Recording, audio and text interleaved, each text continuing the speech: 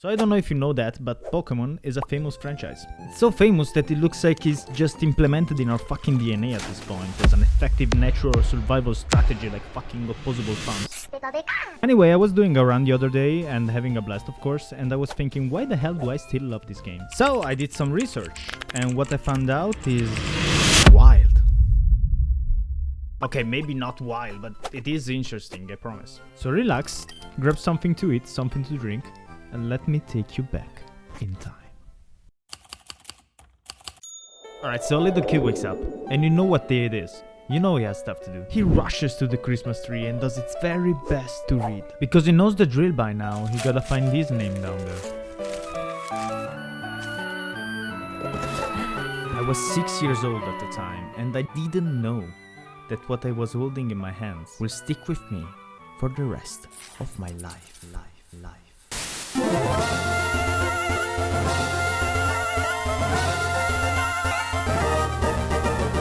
Pokémon fucking Ruby, man. Groudon on the cover just staring at me. Yo, what a pussy, are you gonna play what? And play I did. Till I finally beat the Elite Four and indeed became the very best. Now let's fast forward 20 years, right? Experiences add up and you know, you're just not as invested in cool shit like a fucking lava dinosaur anymore for some stupid reason. Wait, where was I? Oh, there it is. And that feeling, that spark of joy that I got when I was 6 under that Christmas tree, becomes rare. Alright, now bear with me. We all know what nostalgia is, but just for some context. This is not just a soundtrack, and these are not just any sound effects. They are the very time and place when you first heard them. The smell of the house you used to live in, the company you had, and the taste of that specific meal that is weirdly very vividly associated with that time. It all comes together in a painting, almost, of something that is it's now gone. Feeling of pleasure and also slight sadness when you think about things that happened in the past. A wistful desire to return in thought, or in fact, to a former time in one's life. A sentimental yearning for the happiness of a former place or time. A nostalgia for his college days. Well, or in my case, a nostalgia for the fucking time where I tried to catch a Rayquaza full life with a grammar ball. Yep, didn't work. Now, I know what you're thinking. What about the other games of our childhood? Why don't we play those as much? That's a good point, fellow goofball. Let's say you play the top-notch, most-selling games of that era, such as, I don't know, Pokémon Ruby, Zelda Wind Waker, GTA San Andreas, God of War, Prince of Persia, Mario Kart. God, what a fucking stacked lineup. I know it's a little fucked up, but I still have the most utter respect for CJ, and Kratos is the god I worship the most in my life. But Pokémon is one of the few games of that era that is relatable to its audience. Red, or whatever you call yourself, is not a god, a gangster, a prince, a magical being of any sort. It's just a kid who has been given the opportunity to set off to the adventure with his best friends. And that eventually fucking becomes gods and shit, but that's beside the point. Also, kids like pets. I know, shocker. So it's like, okay, let me Google why. How bad can it be? Right? I fucking opened Pandora's box that day, and you're now gonna suffer with me. Ready? Hey you, yeah, you. Come closer, gonna tell you a secret. Children love animals more than adults do. Yeah, no shit, Sherlock. Would you just let me do, let me say stuff. No, you're right. Alright? Let me say stuff. You fucking piece of shit. Kids lack the concept of speciesism. Speciesism. Yes, that. So in other words, if faced with the choice, kids can let a human being die to save a dog. What? Yeah, darker than you thought, huh? Bitch. Yeah. Yeah, and it's a real study too. It's published in the Psychological Science journal. They actually did make kids face moral dilemmas like those ones, and they will prioritize the life of multiple dogs over fewer humans.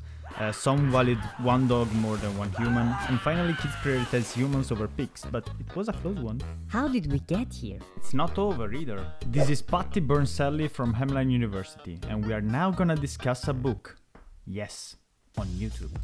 A book is like a square, right? With symbols in it. Anyway, she wrote one, okay? And it's called Connecting Animals and Children in Early Childhood. So if you have questions about books, just ask her. Apparently animals provide safe environments for secrets and feelings that kids won't share with adults. Children also find the magical qualities of animals in story and media appealing. Animals have special power, right? They can fly, they can see in the dark, move extremely fast, I don't know, live underwater, breathe fire, hypnotize, generate earthquakes, tsunamis, you name it. Throw antimatter balls to the fucking opponent to fuck him up. Jeez. Alright, let's move on. So we now understand that kids have a very special bond with pets. We also already knew that. We just understand very specific knowledge that we didn't need to know. We also understand that Pokemon is not actual pets. I'm not crazy, it may seem like it, but I swear I'm not. I still wanted to include the animal and kid stuff, because I think the attachment to creatures in general is a big factor in Pokemon success. The first ones were very successfully memorable, like Gyarados and, I don't know, Charizard. They are very animal-like. Epic animal-like design, right? And that's very successful with kids. Ew, what the fuck am I looking at? Hey yo, can someone tell me what's that supposed to be? Yeah, it was in the video, and really? Nah, that's Nah, that's bullshit. Nah, I call BS. I mean, not to shit on newest generations, because I simply don't know. I don't own a Switch. There's a Pokemon that is Keys, I think, and there's another Pokemon that is a sword. And I remember encountering a Houndoom in the wild, and that's a different level of epicness, I feel. My point is, animals are cool, and animal-like Pokemon are cooler than non-animal-like Pokemon, right? Okay, let's move on. We are now grown men and women. We are out there doing our job and having responsibilities. Some of you might have kids, and we still can name every fucking Pokemon in existence before Gen 4. How is that possible? So trying to answer this, I found myself in very dark science places, and I found a study, and I'm gonna summarize this for you. The scientists used the functional magnetic resonance imaging, fMRI, I hope I didn't butcher that, to scan the brains of people that grew up playing Pokemon. So the test group was shown images of faces, animals, places, Pokemon, and other stuff. And what I found out scanning the brain response is that apparently your brain puts Pokemon in the same place or same memory slots that are reserved for celebrities. So you have your Kangaskhan near to Leonardo DiCaprio, you have your Ditto near Eminem, for instance. I don't know what I'm doing with my life. I know what you're thinking, I'm not making shit up, okay? This is suggested by a real scientist, Jesse Gomez, in a real study published on Nature, which is a real science journal. You have Squirtle and Nicolas Cage in the fucking same brain section, alright? Deal with it. Trust me, I'm well aware that there is so much more about Pokemon success. Let's name some reasons. A common sentence that I found in the community is that Pokemon is as hard as you want it to be. And that means that you can grind the fuck out of your Swampert and destroy everyone you serve. Or you can actually create strategies. So if you're playing with duplicate claws, imagine a scenario in which you have two routes. Route 1 has 99% Rattata and 1% Mewtwo. Route 2 has 50% Rattata and 50% Pidgey. You're playing with duplicate claws, so duplicate encounters can be skipped until you find a non-duplicate encounter. What route should you get your encounter on first? Obviously, you would get your Route 2 encounter first. If you get the 50% Rattata encounter, you are now guaranteed a Mewtwo on Route 1. Getting Route 2 therefore gives you a 50% chance of getting a Mewtwo. Route 1 will only give you a 1% chance of getting a Mewtwo. I'm sure you guys know what a Nuzlocke is. You have seen Jaden animation videos probably that has like 5,000 billion views. Pokemon faints, it dies. Catch one Pokemon per route and nickname it to set up for emotional trauma. In case you don't, I'm not the guy to teach you shit about it because I suck at it. I tried like 3 times, never succeeded. So maybe check out Pichal Jan for more info, who is probably the best Nuzlocker in the world. So we're gonna trust him. And what's the opposite of a Nuzlocker? What? A collector. Wait, is it? Yeah, I know, but it's written here in the script, so I don't know. We're gonna roll with that, I guess. You know, I'm not a collector myself, so I don't really understand fully, but there's people that is gonna fucking go nuts for that. If you're a Pokemon, you are getting enslaved by them, rest assured. I've seen shelves of people. Let me tell you, that's money right there. A friend of mine collects cans of Pringles. Pringles. Why? And last but not least, the marketing success.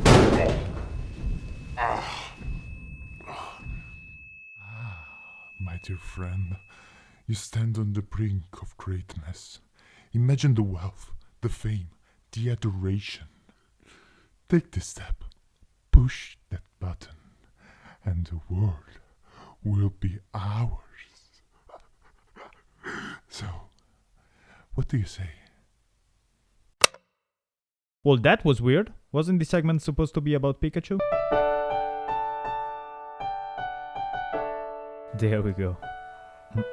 Pikachu leads the way into mainstream hearts, placing himself among Mickey Mouse and Bugs Bunny as one of the most iconic fictional characters of all time. Manga, merch, animated series, trading cards, merch, theme parks, parades, merch, shops, more merch. The Pokémon Company is one of the most successful companies in the world. And I just argued that the reason for that is that kids like pets? Yeah, great. But you know what? I honestly stand by it. And I like to think that deep in all that money-grabbing nonsense, the heart and soul of Pokémon is a 1996 Game Boy game about adventure and cool creatures that we all love so much. Thank you for listening. Please subscribe. See you next time. Peace.